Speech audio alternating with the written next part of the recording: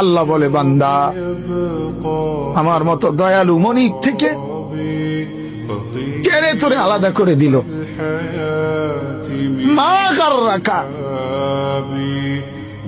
আরে বান্দা আমার থেকে কেন আলাদা হলি? আমি কি অপরাধ করেছি? সারাদিন আসমানে আলো দিয়ে আমি অন্যায় করছি, আজ আবার রাতের বেলা ঘুমের পরিবেশের জন্য অন্ধকার করে দিয়ে আমি অপরাধ করছি।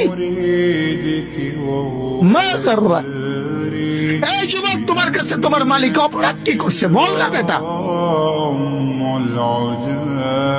বল। কেন সেজদা করলি না ভাইয়া?